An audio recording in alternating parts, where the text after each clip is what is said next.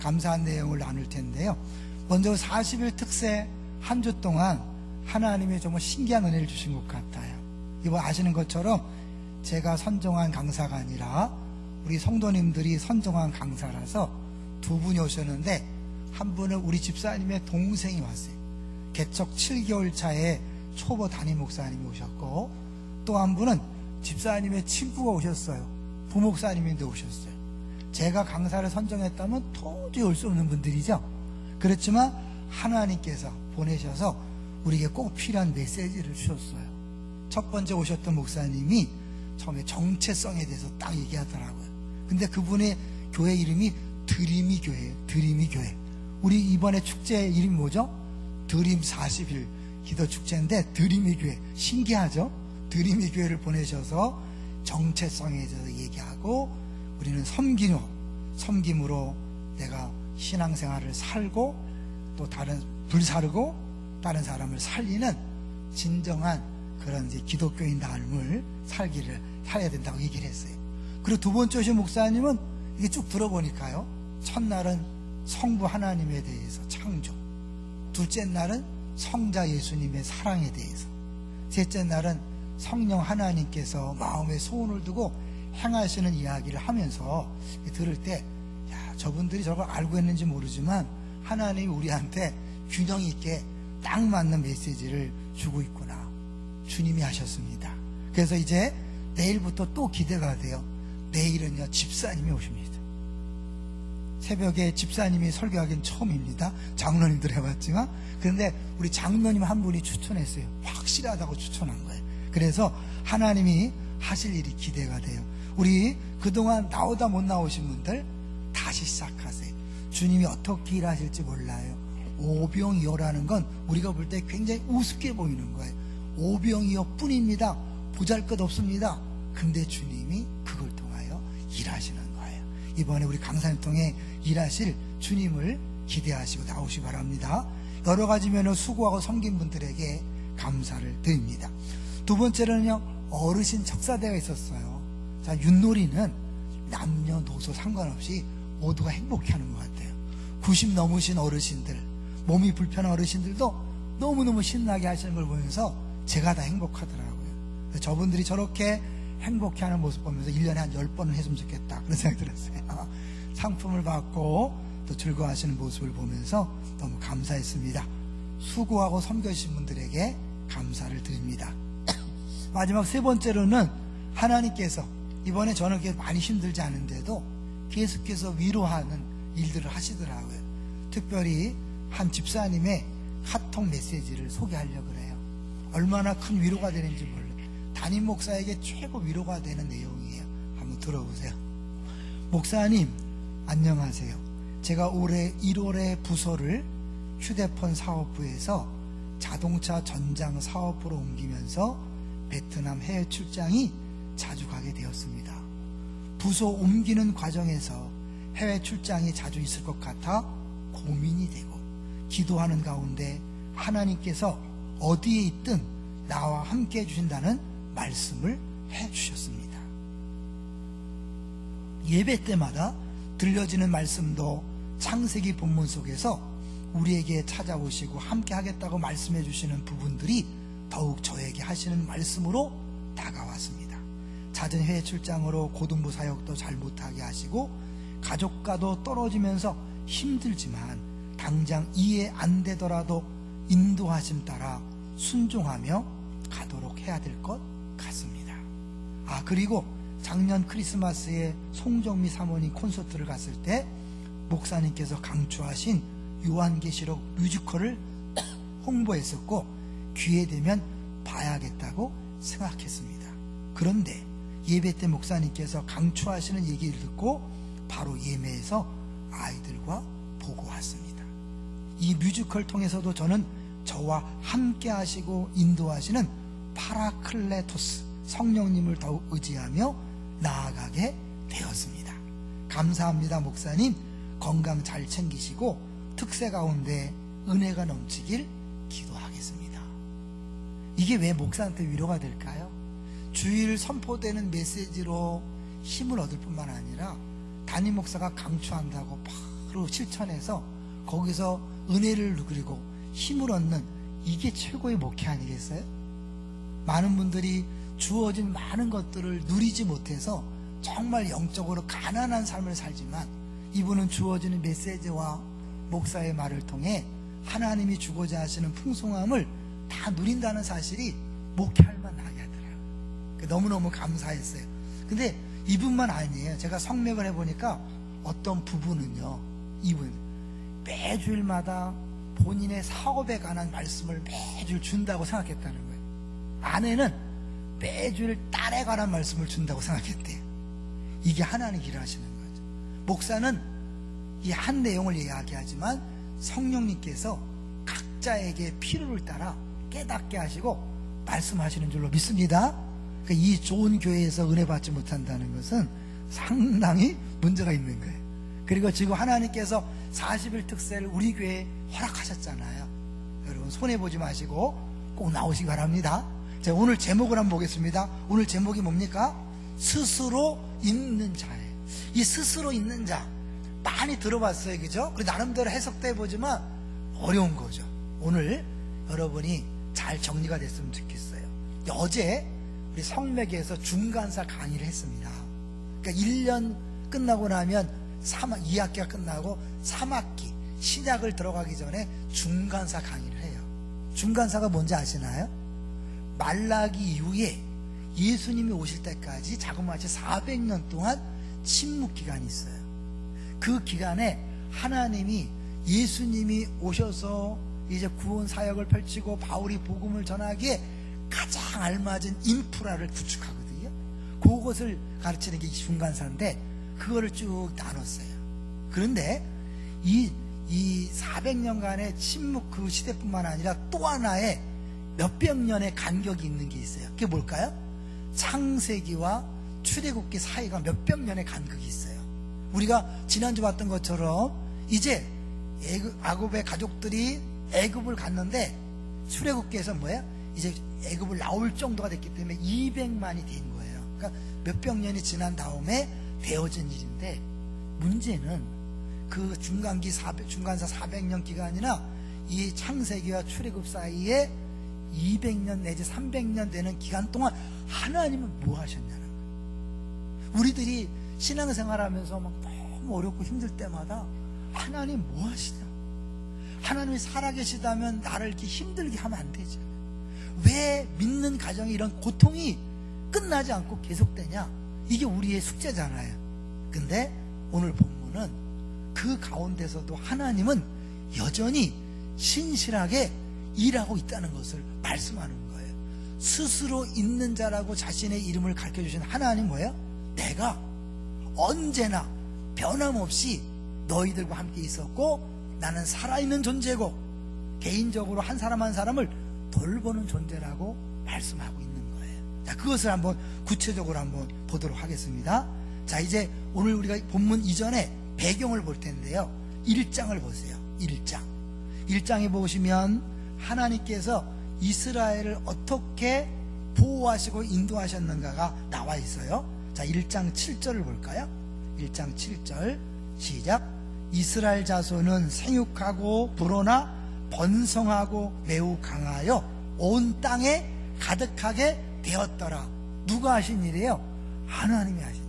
우리가 기록되어 있지 않지만 이미 하나님이 몇백 년 동안 그 이스라엘과 함께 하셔서 막 번성하게 했어요. 그랬더니 이제 어떻게 해요? 그걸 보고 요셉을 알지 못하는 새로운 왕조가 들어서고 9절을 보세요. 9절 1장 9절 시작. 그가 그 백성에 이르되 이 백성 이스라엘 자손이 우리보다 많고 강하도다. 그래서 머리를 쓰는 거예요. 어떤 머리를 쓰냐면 이들을 내보내자니 아까워. 왜요? 자기들의 노동을 책임졌는데 노동력을 보내자니 아깝고 대신에 위험 요소를 줄이기 위해서 더 이상 불어나는 것만 막자, 남자들만 죽이자. 그래서 사실은 남자들이 힘을 못 쓰도록 어려움을 주는 거예요. 애기 못 낳아도 힘들어. 왜? 너무 힘을 빼면 그렇게 될 것 같잖아요. 그래서 그들이 머리를 쓴 게 10절이에요 10절 시작. 자, 우리가 그들에게 대하여 지혜롭게 하자. 두렵건대 그들이 더 많게 되면 전쟁이 일어날 때에 우리 대적과 합하여 우리와 싸우고 이 땅에서 나갈까 하노라 하고, 그래서 막 더 힘들게 고통을 막 주는 거예요. 어렵게 만드는 거예요. 그런데 문제는 뭐냐면 그럴수록 더 많아지는 거예요. 12절 보세요. 12절 시작. 그러나 학대를 받을수록 더욱 번성하여 퍼져나가니 애굽 사람이 이스라엘 자손을 말미암아 근심하여, 오히려 그들이 머리를 썼는데 그들이 근심할 정도로 막 더 번성하는 거예요. 누가 하신 일이에요? 하나님이 하신 일. 우리는 당장의 내 생활에 힘든 것, 고난, 아픔만 보면서 하나님 뭐 하시냐, 하나님 살아계신 거 맞냐, 그러지만 어떻게 해요? 그렇게 애굽이 자기네 머리를 써서 힘들게 하는 그 과정 속에 뭐예요? 더 많아지게 하는 그 일을 통해 하나님 함께 하시는 거예요. 자, 그들이 1차의 시도가 실패하니까 어떻게 해요? 2차로 3파 작전을 씁니다. 3파를 동원하는 거죠. 15절을 보겠습니다. 15절 시작. 애굽 왕이 히브리 3파 십부라라 하는 사람과 부하라 하는 사람에게 말하여 16절 이르되 너희는 히브리 여인을 위하여 해산을 도울 때에 그 자리를 살펴서 아들이거든 그를 죽이고 딸이거든 살려둬라. 어마어마한 거죠. 아들마다 다 죽이라는 거예요. 태어나자마자 다 죽이라는 거예요. 하나님이 그걸 왜 안 막아줄까요? 근데 하나님이 거기서 역사하셔요. 뭐예요? 17절 보세요. 17절 시작. 그러나 산파들이 하나님을 두려워하여 애굽함의 명령을 어기고 남자 아기들을 살린지라. 하나님이 함께 하시니까 아무리 머리를 쓰고 애를 써도 안 되는 거예요. 왜? 하나님이 함께 하시는 증거죠. 그리고 어떻게? 세 번째 방법을 씁니다. 세 번째 방법이 뭘까요? 22절 보세요. 22절 시작. 그러므로 바로가 그의 모든 백성에게 명령하여 이르되 아들이 태어나거든 너희는 그를 나일강에 던지고 딸이거든 살려두라 하였더라. 이제 뭐야? 아들들은 다 강에 던지라는 거예요. 그렇게 막 무지막지한 그 일을 저지르는 바로를 하나님이 어떻게 가만 놔둘까요? 그 애굽 나라를 망하게 두지 않을까요? 네, 하나님은요 다 계획이 있고 작전이 있었던 거예요. 왜? 사실은 이 애굽은 세상 나라의 상징이라면 이스라엘 백성들은 뭐예요? 하나님 나라의 백성들이거든요. 하나님 책임지는 거예요. 자, 그래서 이제 오늘 본문을 가볼게요. 하나님이 그 상황 속에서 뭘 하시는가 보겠습니다. 7절 보세요. 7절 3장 7절 오늘 본문 3장 7절 시작. 여호와께서 이르시되 내가 애굽에 있는 내 백성의 고통을 분명히 보고 그들이 그들의 감독자로 말미암아 부르짖음을 듣고 그 근심을 알고, 여기 동사를 보세요. 분명히 보고 부르짖음을 듣고 근심을 알고. 근데 그들은 누구라고요? 내 백성의 고통이란 말이에요. 하나님의 백성들을 하나님께서 200만을 만드는 작업을 하는 동시에 그들이 고통 속에 부르짖는 소리를 보고 듣고 다 아셨다는 거예요. 자, 그러면 백성이라는 건 뭘까요? 언약 개념인 걸 아셔야 돼요. 알잖아. 아브라함과 언약을 맺을 때 내용이 뭐예요? 내가 너의 하나님이 되고 너희는 내 백성이 될 것이다. 이해되시죠? 그러니까 하나님의 백성이 된다는 건 뭐예요? 하나님이 책임진다는 거예요. 하나님이 보호한다는 거예요. 하나님이 지켜준다는 거예요. 그런데 왜 이렇게 어려움을 당하게 하냐? 네, 그거는요 또 다른 이유가 있어요. 그 뭐예요? 하나님이 이스라엘 백성을 하여금 이제 뭐예요? 가나안 땅을 향하여 떠날 때가 되니까 고통 속에서 불을 짓게 만드는 거예요. 만약에 그들에게 고통이 없다면 어떻게 됐을까요? 그들은 어쩌면 그 애굽에 눌러 앉아 살려고 했을 거예요. 그들이 광야에 가서요 귀에만 대면 애굽을 그리워해요. 우리가 애굽에 있을 때는 고기를 먹고 뭐 어쩌고 있잖아요. 그들이 사실은 그냥 광야에 나갔을 때 그렇게 할 정도로 사실 이집트가 가뭄이 없는 나일강이 있기 때문에 굉장히 풍성한 곳이에요. 그러니까 그들의 핍박이나 고통이 없으면 눌러 앉았을 거예요. 그럼 하나님의 계획이 이루어져야 안 이루어져요? 가나안 땅을 주고자 하는 하나님의 계획이 안 이루어지니까 하나님은 어떻게 때가 되면 애굽 사람을 통해서 막 들볶는 거예요. 힘들게 해서 도저히 못 살겠다, 그런 상황을 만들어 놓고 부르짖게 하는 거예요. 그리고 어떻게 그 부르짖음을 들으시고 이제 어떻게 해요? 내가 구해주겠다, 그런 거예요. 자, 2장으로 다시 가볼게요. 2장 끝부분 가보세요. 2장 23절부터 25절을 보겠어요. 자, 2장 23절 시작. 여러 해 후에 애굽 왕은 죽었고 이스라엘 자손은 고된 노동으로 말미암아 탄식하며 부르짖으니 그 고된 노동으로 말미암아 부르짖는 소리가 하나님께 상달된지라. 여러 해 후는 언제일까요? 그 22절까지 보면 모세가 어떻게 해요? 이제 그 40살에 애굽 사람을 때려 죽였다가 무서워서 도망간 일이 벌어져요. 그리고 어떻게 해요? 여러 해 후라는 거는 40년이 지나는 거죠. 왜냐하면 모세가 40살에 도망갔는데 몇 살에 부름받아요? 80살에 부름받잖아요. 그러니까 하나님이 모세를 준비시키는 기간이 필요한 거예요. 그때까지 어쩌면 그 힘든 과정 속에서 더 부르짖고 하는 사이에 24절 하나님은요 그 부르짖는 소리를 들으시고 24절 시작. 하나님이 그들의 고통 소리를 들으시고 하나님이 아브라함과 이삭과 야곱에게 세운 그 언약을 기억하사. 기억한다면 단순히 뭐예요? 기억하는 게 아니에요. 언약을 신실하게 실행하시는 걸 얘기하는 거예요. 아브라함에게 줬던 언약을 신실하게 행하시는 거예요. 그 아브라함의 언약이 이삭에게 준 언약이고 야곱에게 준 언약이, 그러니까 조상들에게 준 언약이라고 말하지 않고 구체적으로 아브라함, 이삭, 야곱을 이야기하는 것은 뭘까요? 나중에 나오지만 아브라함의 하나님, 이삭의 하나님, 야곱의 하나님이라고 하시는 것과 연결이 되는 거예요. 개인적으로 하나님은 그들을 만나주셨고 그들과 함께 하셨고, 그런데 뭐예요? 과거에도 현재에도 미래에도 늘 함께 하신다는 것을 보여주고 있는 거예요. 자, 25절도 읽어볼게요. 시작. 하나님이 이스라엘 자손을 돌보셨고 하나님이 그들을 기억하셨더라. 자기 백성이고 언약을 맺은 백성이니까 하나님이 절대로 그냥 두지 않는 거예요. 우리가 예수 믿다가 힘들고 어려울 때 하나님 도대체 뭐 하는 겁니까? 이번에도 성명을 해보니까요, 부부가, 남편은 막 사업을 시작했는데 이 허가가 안 떨어져서 어마어마한 돈을 투자하고 많은 사람이 같이 이렇게 이제 동행하기로 했는데 이게 허가가 안 나요. 너무너무 힘들더라는 거예요. 그럴 때마다 하나님이 계속 말씀, 주일마다 자기 해주신 말씀으로 알고 또 용기를 얻고 또 버티다가 이제 드디어 허가가 났어요. 그런가 하면 아내는 딸이 그렇게 어렵게 만드는데 늘 매주일마다 말씀을 통하여 위로받고 힘을 얻고 버텼는데 최근에 딸이 급격하게 이게 변화되는 그런 모습이 나타났다는 것을 들을 수 있었어요. 하나님은요 지금도 우리 모두와 함께 하십니다. 지금도 그분의 일을 착착 진행해 가시는 거예요. 다만 우리가 너무 힘들었는데 빨리 해결이 안 돼서 힘든 거지 하나님은 실수하지 않는 거예요. 왜?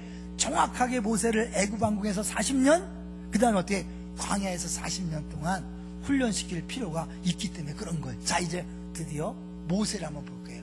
하나님의 백성을 하나님께서 이렇게 보호하시고 준비하시고 부르짖게 하시는 동시에 이쪽에서는 뭐예요?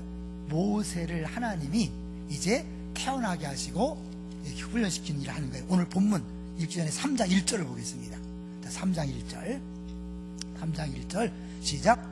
모세가 그의 장인 미디안 제사장 이드로의 양떼를 치더니 그떼를 광야 서쪽으로 인도하여, 거기까지 멈출게요.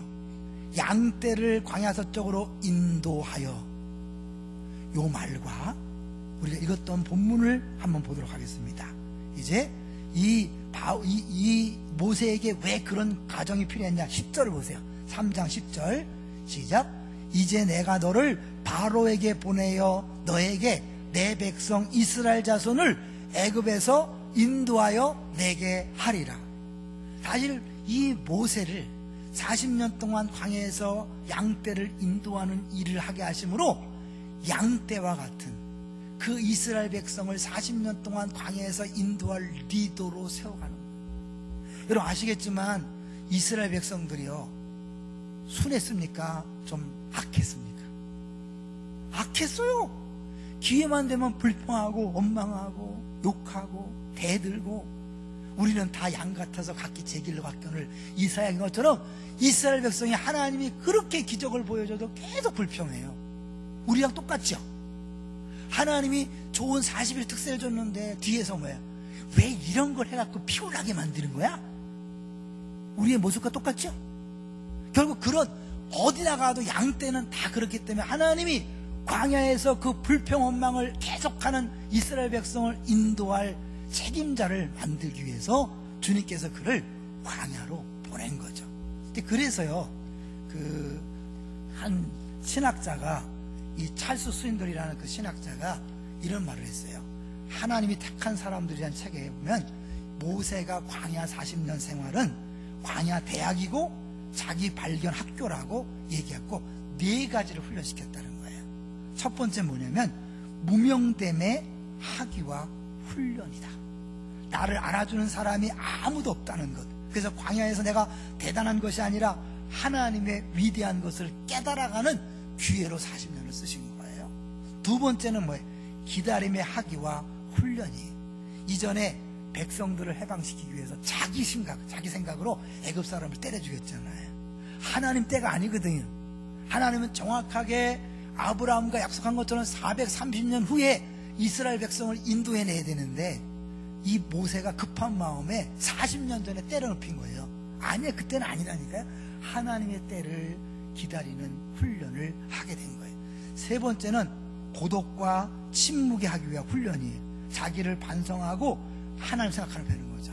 내가 내 힘으로 하려고 했다는 것을 깨닫는 기회가 됐어요. 네 번째로는 불편함을 감수하는 학의 훈련이에요.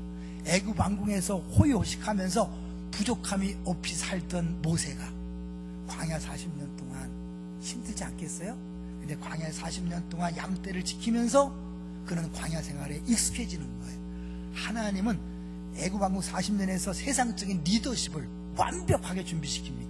왜? 애굽의 왕자로서 필요한 모든 학문과 모든 언어와 모든 것들을 다 준비시킨 다음에 그것이 아니라 영적인 리더십을 이제 추가로 주시는 거예요.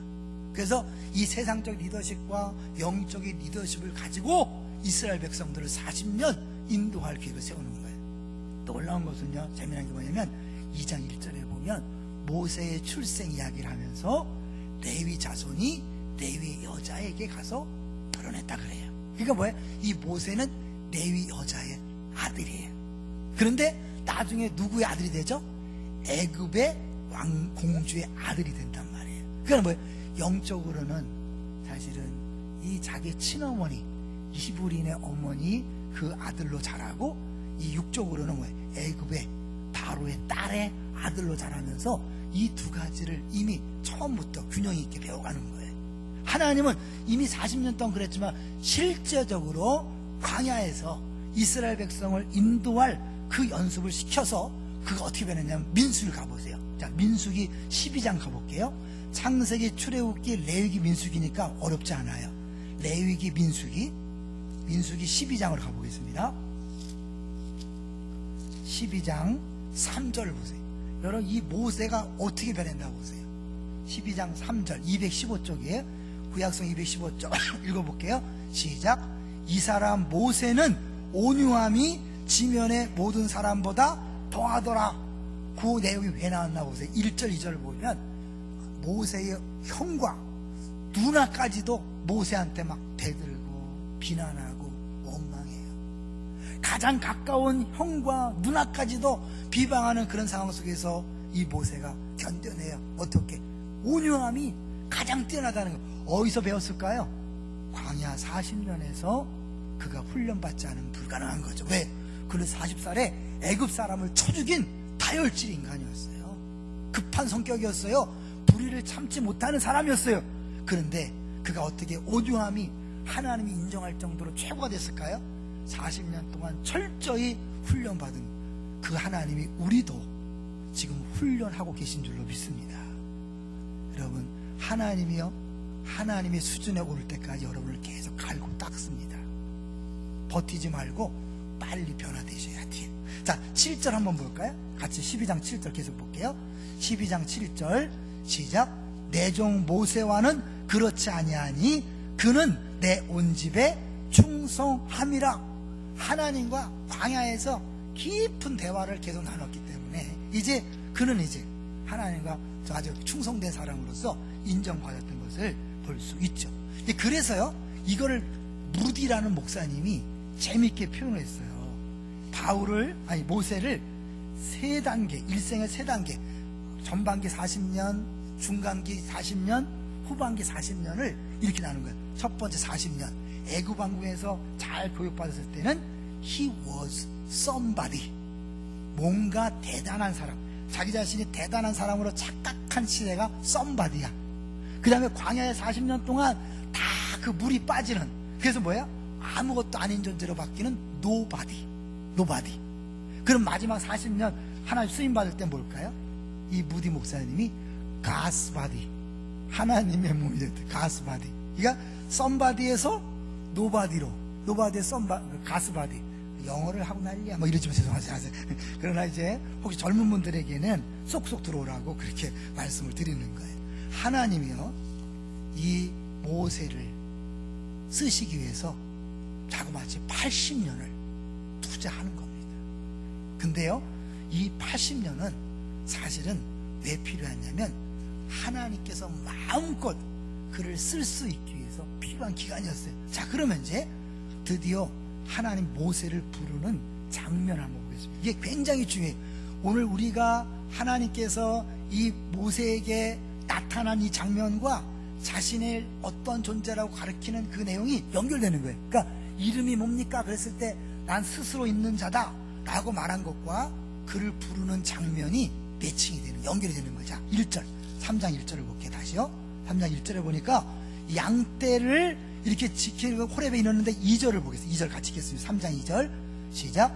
여호와의 사자가 떨기나무 가운데로부터 나오는 불꽃 안에서 그에게 나타나시니라. 그가 보니 떨기나무에 불이 붙었으나 그 떨기나무가 사라지지 아니하는지라. 메마른 땅이니까 자연 발화가 된 것은 많이 봤어요. 근데 불이 붙으면 어떻게 해요? 금방 떨기나무가 확 타고 꺼져야 되잖아. 안 꺼지는 거예요. 안 꺼진다는 건 뭐예요? 나무 때문에 타는 게 아니에요. 그 안에 있는 불꽃 자체에 에너지가 있는 거예요. 그 자체의 힘으로 불이 나는 거지, 이 불꽃 떨기나무 때문에 되는 게 아니란 말이에요. 하나님이 모세를 쓸 때 그 모습을 보여준 거 뭐냐면, 너는 떨기나무와 같은 존재인데 네가 네 힘으로 하는 게 아니야. 내가 하는 거야. 다시 하나님이 모세를 불러서 어떻게 해요? 내가 내 백성의 고통을 보고 듣고 느꼈다. 내가 그들을 구원할 것이다. 그런데 내가 직접 가는 게 아니라 너를 보낸다. 그래, 10절 보세요. 3장 10절. 이제 9절까지 내가 보고 내가 다 봤다. 내가 그래서 이제 그들을 구할 것, 내가 할 것이다 그래요. 근데 10절 시작. 이제 내가 너를 바로에게 보내어 너에게 내 백성 이스라엘 자손을 애굽에서 인도하여 내게 하리라. 그런데 모세가 아멘 할렐루야 가야 되잖아요. 근데 버텨요. 11절 보세요. 11절 시작. 모세가 하나님께 아뢰되 내가 누구이기에 바로에게 가며 이스라엘 자손을 애굽에서 인도하여 내리까. 약간 어깃장을 얻는 거죠. 본문을 잘 읽어보시면, 1장부터 쭉 읽어보시면 모세가 무려 5번이나 하나님에게 거절 의사를 밝혀요. 하나님이 계속해서 그를 설득해서 보내시는데 이 모세가 그럴 만도 하죠. 40년 전에 자기가 정말 자기 히브리 동족들을 구원하려고 그렇게 했는데 하나님은 아무것도 안 하시더니 나를 40년 동안 완전히 노바디로 만들어 놓고 나서 이제 와서 나를 보낸다고요? 내가 그걸 할 수 있겠어요? 맞아. 네가 해야 되는데 네가 아니라 뭐예요? 내가 한다. 12절 보세요. 12절 시작. 하나님이 이르시되 내가 반드시 너와 함께 있으리라. 내가 그 백성을 애굽에서 인도하여 낸 후에 너희가 이 산에서 하나님을 섬기리니 이것이 내가 너를 보낸 증거니라. 이 떨기나무인데 불 붙었는데 안 꺼져요. 계속해서 그 전까지는 모세는 내가 에너지를 내 힘으로 내 노력으로 지혜로 하려고 그랬어요. 우리들이 그렇게 많이 하잖아요. 내가 할 테니까 하나님 도와주세요. 하나님 복 주시고 물질 주시고 건강 주시고 은사 주세요. 내가 할게요. 아니, 하나님 안 쓰셔요. 하나님, 나는 아무것도 아닙니다. 떨기나무 존재입니다. 주님이 하십시오. 그럴 때 쓰시는 거예요. 자, 그래서 이제 그 다음에 이름을 묻는 장면이 나와요. 자, 13절 시작. 모세가 하나님께 아뢰되 내가 이스라엘 자손에게 와서 이르기를 너희의 조상의 하나님이 나를 너희에게 보내셨다 하면 그들이 내게 묻기를 그의 이름이 무엇이냐 하리니 내가 무엇이라고 그들에게 말하리까? 이름을 물어요, 감히. 그런데 14절 하나님 뭐라고 대답하죠? 하나님이 모세에게 이르시되 나는 스스로 있는 자이니라. 또 이르시되 너는 이스라엘 자손에게 이같이 이르기를 스스로 있는 자가 나를 너에게 보내셨다 하라. 엄밀히 말하면 이 스스로 있는 자는 이름이 아니에요. 영어로 표현하면 I am that I am이야. 나는 뭐라고 해야 되는데 나는 있다야. I am이 있다. 나는 있다. 이게 뭘 얘기하냐면 하나님은 과거에도 미래에도 늘 있었던 거예요. 지금 I am이 I was 했을 때가 없다는 거예요. 이것도 영어도 죄송해요. 나는 과거에 있었다 그런 적이 없었어요. 그냥 계속 I am이야. 옛날에도 I am이고 지금도 I am이고 미래도 I am이야. 그래서 과거에 I was 때도 없었고 I will be도 없었던 거예요. 없는 거예요. 그러니까 계속해서 처음부터 마지막까지 처음도 없고 끝도 없다고 요한계시록에 얘기해요. 하나님은 그런 존재라는 거예요. 그러니까 이게 엄밀히 말하면 하나님 앞에 이름을 묻는 자체가 무엄한 거죠. 왜요? 하나님은 이름으로 한정될 수 있는 존재가 아니에요. 그렇죠? 이름이 딱 지어진다는 건 뭐예요? 그 이름 안에 갇히는 거예요. 하나님이 영원하신 분이고 완전하신 분인데 그럴 수 없잖아요. 하나님이 굳이 이름을 얘기한다면 I am that I am. 나는 나다. 나는 누구에게도 의존하지 않는 존재다. 누구에게도 의존하지 않고 나 스스로 존재한다. 대신에 뭐예요? 다른 모든 것들은 다 뭐예요? 나를 의지해야 된다. 그런 걸 얘기하는 거예요. 그리고 이 말씀을 더 분명하게 해서 15절이 있어요. 하나님께서 보내신다는 그걸 공통점으로 봐서 스스로 있는 자와 똑같이 대비되는 내용이 뭔가를 보세요. 어렵지 않죠? 자, 15절을 보겠게요. 15절 시작. 하나님이 또 모세에게 이르시되 너는 이스라엘 자손에게 이같이 이르기를 너희의 조상의 하나님 여호와 곧 아브라함의 하나님 이삭의 하나님 야곱의 하나님께서 나를 너희에게 보내셨다 하라. 이는 나의 영원한 이름이요 대대로 기억할 나의 칭언이라.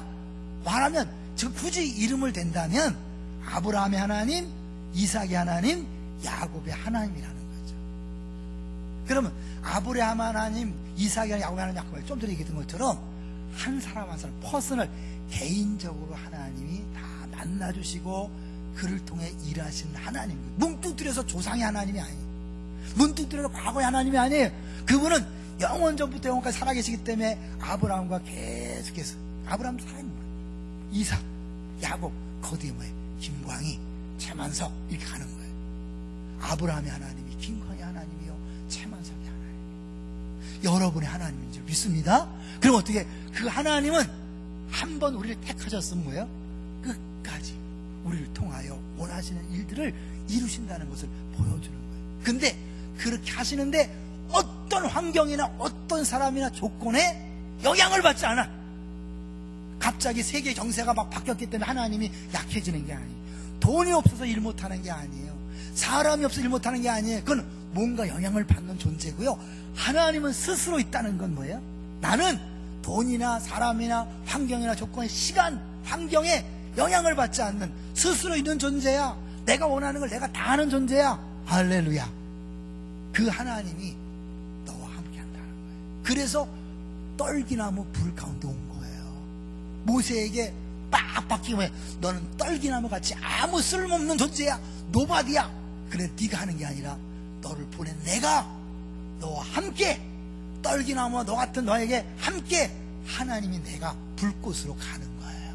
믿습니까? 그 떨기나무는 장차 신약에서는 누굴 얘기할까요? 예수 그리스도예요. 죄송하지만 물론 우리는 이 질그릇 안에 보배인 예수 그리스도를 가졌다고 얘기해요, 바울이.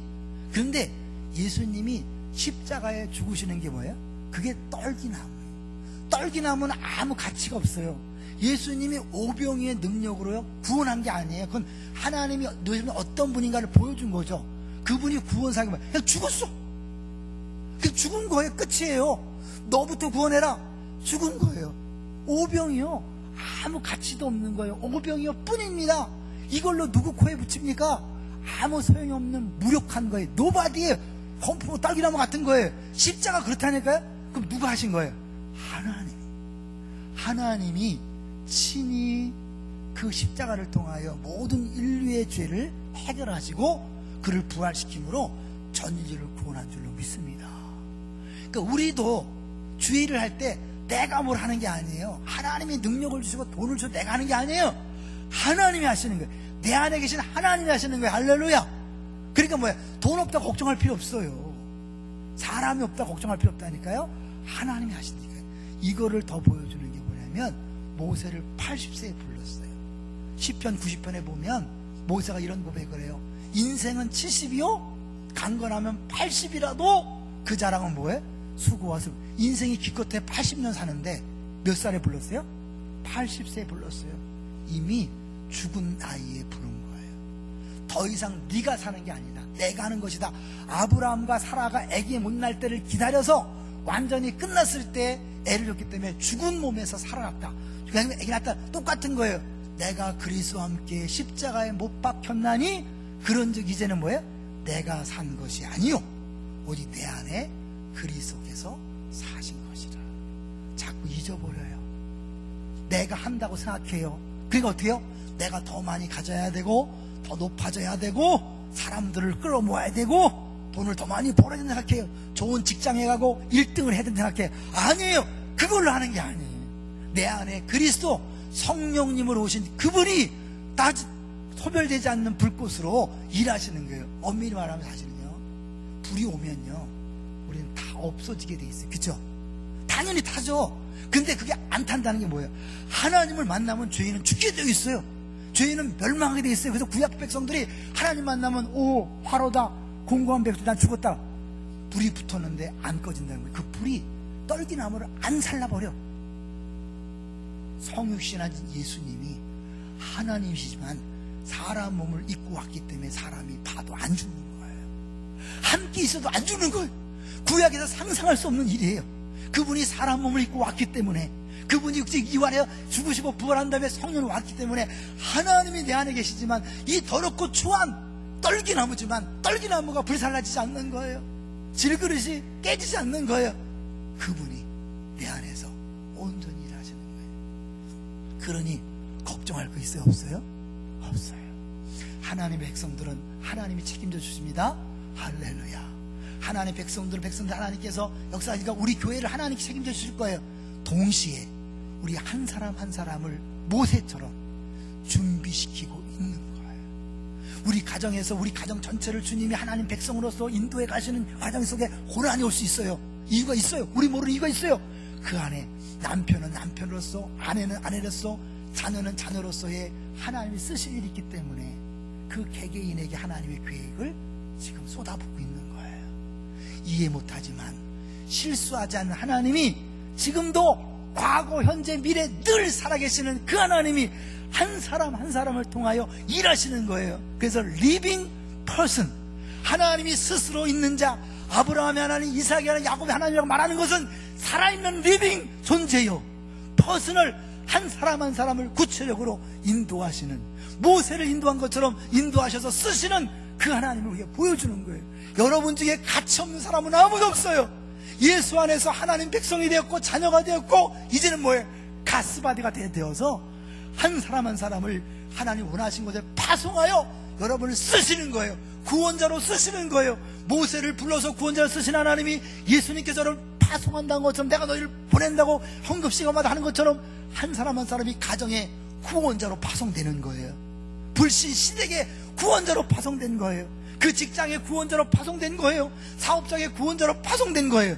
하나님은 그 구원자로서 역할을 하기 위해서 때로는 아프고 힘들게 할 때가 있어요. 이 사실을 믿는다면 상황이 내가 원하는 대로 되지 않아도 흔들리지 않고 믿음으로 담대히 가는 거예요. 주님이 함께 하시는데 뭐 걱정이야? 망하라 그래? 죽으라 그래? 병들라 그래? 주님이 책임지셔. 그러니까 어때요? 사실은 하나님의 때 이루어질 텐데 우리가 그때를 못 기다려서 밥 못 먹고 잠 못 자고 병 걸리고 그러잖아요. 근심하다가. 이걸 믿으면 그러지 않는 거예요.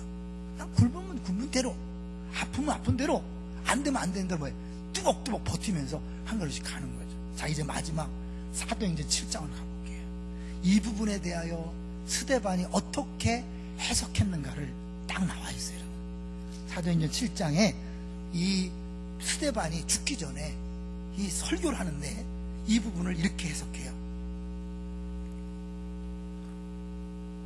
7장 20절, 신약성경 197쪽, 신약 197쪽 사도행전 7장 20절, 모세가 태어날 때를 이야기해요. 자, 읽어볼까요? 시작. 그때에 모세가 낳는데 하나님 보시기에 아름다운지라 그의 아버지 집에서 석 달 동안 길리더니, 누구 눈에 보인 거예요? 그 부모, 특히 엄마의 눈에 하나님 보시기에 아름답다. 누구 마음이에요? 하나님께서 그 엄마의 마음속에 얘는 보통 애가 아니다라는 것을 심어주는 거죠. 그리고 그를 어떻게 해요? 이제 석 달 동안 숨기는, 더 숨길 수 없으니까 갈대 상자에 실어서 보내요. 근데 그 상자가 구약에 보면 테바라 그래서 노아의 방주와 똑같은 단어를 써요. 그리고 그 누이가 그 딴에 보면서 보고 있어요. 그 본다는 건 단순히 보는 게 아니라 하나님이 일하심을 보라 할 때 그 보라예요. 그 보는 거예요. 하나님이 분명 하실 것이다. 그 누나의 마음속에도 하나님이 하실 것이다. 그리고 애굽 공주가, 바로의 공주가 딱 봤어요. 여러분, 바로가 강물에 다 죽이라고 했는데 그 명령을 어기고요, 그 모세를 자기 아들로 삼아요. 누가 하신 일일까요? 하나님이 하신 거예요. 하나님이 그를 애굽 왕국에 40년 동안 하게 하신 거예요. 자, 그 다음에 23절 가보세요. 근데 40이 되니까 이제 뭐야? 다른 작업을 하시는 거예요. 23절 시작. 나이가 40이 되면 그 형제 이스라엘 자손을 돌볼 생각이 나더니, 그래서 이제 어떻게? 그가 사실은 좀 혈기를 부려서 결국은 뭐예요? 사고를 치고, 그것도 하나님의 계획이죠. 사고를 치고 광야로 이제 도망가죠. 40년 동안 거기 있다가 30절을 보세요. 딱 40년이 지나니까 어때요? 30절, 40년이 참에, 정확하게 40년이 참에 천사가 시내산 광야 가시나무 떨기 불꽃 가운데서 그에게 보이거늘. 그러니까 사실 이 천사는 어찌 보면 성육신하실 예수님을 이야기하는 거죠. 그래서 이제 어떻게요? 그러니까 모세가 그걸 보니까 32절에 읽어보면 32절 시작. 나는 내 조상의 하나님, 즉 아브라함과 이삭과 야곱의 하나님이라 하신데 모세가 무서워 감히 바라보지 못하더라. 그리고 이제 그 다음에 쭉 나왔죠. 그 다음에 35절 보세요. 35절 이제 결론이에요. 35절 시작. 그들의 말이 누가 너를 관리와 재판장으로 세웠느냐 하며 거절하던 그 모세를 누가? 하나님은 가시나무 떨기 가운데서 보이던 천사의 손으로 관리와 속량하는 자로서 보내셨으니. 강조가 뭐예요? 하나님이 가시나무 떨기 가운데서 천사의 손으로 속량하는 자로 보냈다는 거예요. 속량 아시죠? 값을 지불하고 구원했는 게 속량이에요. 아주 노골적으로 이 모세가 예수님처럼 구원자로서 하나님께서 보내셨다는 것을 이야기하는 거죠. 그러니까 모세는 누구 상징이에요? 장차 오실 예수 그리스도의 상징이죠. 떨기나무 같은 십자가를 지고, 사실은 구원자로서 나중에 되기 전에는 십자가를 지고 그냥 떨기나무처럼 하는 거예요. 하나님이 하시고 부활하신 다음에 이제 그분은 이제 불꽃으로 오시는 거예요. 우리 가운데 불꽃으로 오시는데 그분이 오신 게 아니라 누가 왔죠? 성령님이 우리 안에 오심으로 영원토록 과거 현재 미래 언제나 함께 하시면서 그분이 친히 하나님의 구원 역사를 우리를 통하여 이루시는 줄로 믿습니다. 여러분의 가정은 하나님 일하시는 현장이에요. 여러분 직장과 사업자 하나님 일하시는 현장이에요. 우리 안산 하나님 일하시는 현장이에요. 내가 누구이간데 상관없어요. 내가 배우지 못했는데 상관없어요. 내가 늙었는데 상관없어요. 이미 죽은 것 같은 80의 모세를 불러서 하나님이 쓰시고, 여기 앉아있는 단 한 사람도 예 없이 하나님이 내가 너의 하나님이다. 아브라함의 하나님, 이삭의 하나님, 야곱의 하나님, 여러분의 이름을 대세요. 나의 하나님, 언약의 하나님께서 나를 예수 그리스도 피가로 값주고 사셨다면 이제 시시하게 쓰지 않잖아요. 아버지께서 나를 보내신 것처럼 내가 너희도 세상에 보내노라. 매 주일마다 우리가 헌금 시간마다 그 말씀을 선포하는 게 이게 작은 일이에요. 여러분 가는 데마다 하나님께서 일하실 줄로 믿습니다. 그때까지 40년이 참해 우리가 모르는 시간 때문에 너무 어려울 수 있어요. 그러나 실수하지 않는 하나님, 정확하신 하나님이 지금도 착착착착 일을 진행하신다는 사실을 기억하고 힘들면 참으세요. 그리고 부르주세요. 기도하세요. 특세가 왜 있겠어요? 여러분 기도하라고 교회에서 준비한 거예요. 나와서 부르주세요. 그리고 같이 위로받고 격려받고 힘을 내서 이 길을 가야 돼요. 버텨야 돼요. 40년이 찰 때까지 버텨야 돼요. 그래 여러분 하나님이 그때부터 본격적으로 일하시는 거예요. 예외가 없어요. 여기 모두에게 하나님이 그렇게 일하시는 줄로 믿습니다. 다시 한번 용기 내서 주어진 삶을 당당하게 감사하면서 기쁨으로 감당하시기를 주의 이름으로 축원합니다.